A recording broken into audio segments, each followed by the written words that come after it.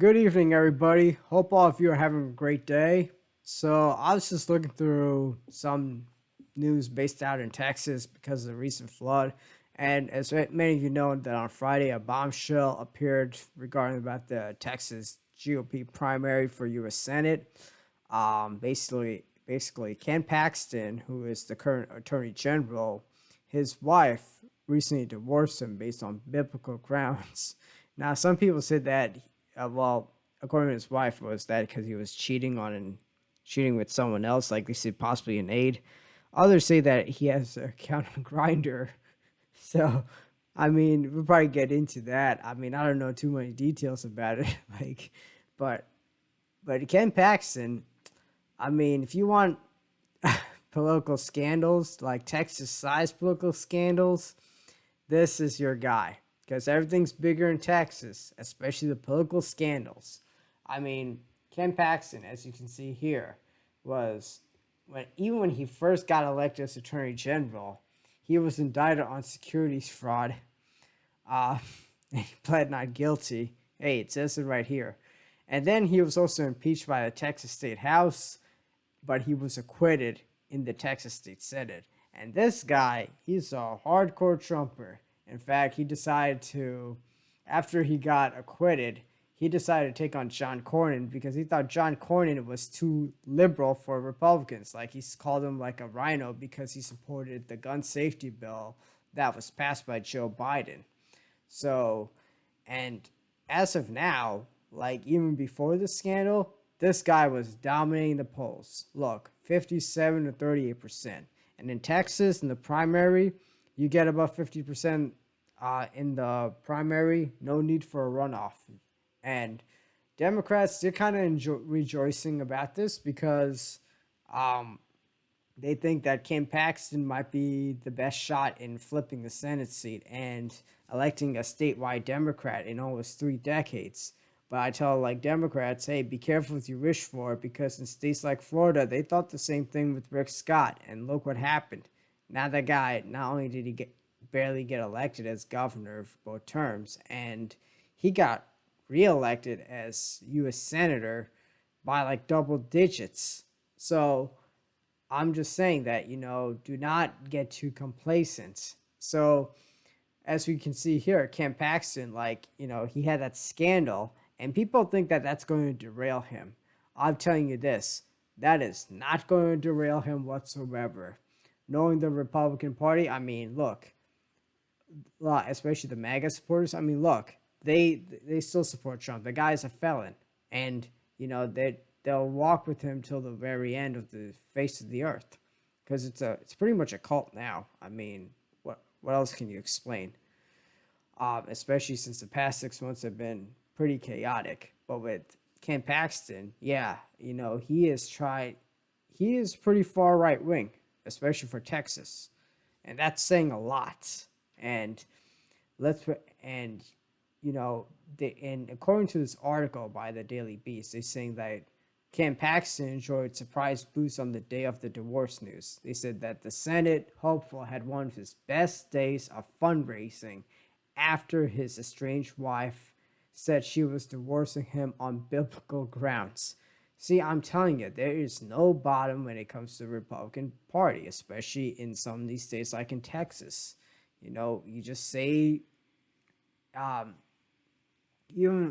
only way I can see Ken Paxton losing this primary is two things. Donald Trump endorses John Cornyn, which I really doubt that's going to happen. Or B, he's caught with the guy. He's caught having an affair with the guy. Because that would set a lot of the fundamentalist Christians, especially the MAGA supporters, off. But other than that, John Cornyn, yeah, he is his political career, as of now, I say that it's pretty much over. Because I don't see him winning the primary.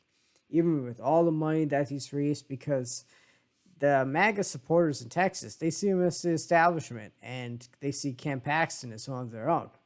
So, but let's see what happens, because but I truly believe that in the end, Ken Paxton is going to be the GOP nominee in 2026 for U.S. Senate. Now, like the Democrats, they do have a shot at winning this, as long as they don't nominate Colin Allred, because that guy, his last campaign, let's face it, sucked. He only listed 32 out of the 254 counties, and he's not charismatic. Sounds like a generic Democrat you see from DC. And but like I said, there are other people who might be looking into it, like Joaquin Castro. Yeah, he might have a shot. Beto O'Rourke, no, let's not do him again. And James Tellerico, yeah, he's been making a lot of waves, especially when it came to the Texas voucher bill. But I think he's more suitable for statewide office instead, like running for governor or lieutenant governor, one of those. Well, maybe governor. I would like to see him go against Greg Abbott. But Cam Paxton, man, this guy's like Teflon. It's like he's like no different from Trump. It's like whatever you throw at him, he comes back. But I mean, in 2018, he still got reelected, especially after getting indicted by securities fraud. And 2022, he got reelected as well. Well, that's because there was a lot of backlash towards the Biden administration, and the red wave kind of sort of materialized in the state of Texas. It was like Texas and Florida had materialized, but the rest of the state, the red wave did not have, well, for a lot of the other battleground states, the red wave failed to materialize. So, but in Texas, yeah, Cam Paxton did improve his margin of victory. Now, if he becomes the nominee, he would probably alienate some of the Cornyn supporters. And, with all the MAGA civil war happening over the Epstein files, I think they could sit this one out. And I could see the Democrats being more excited.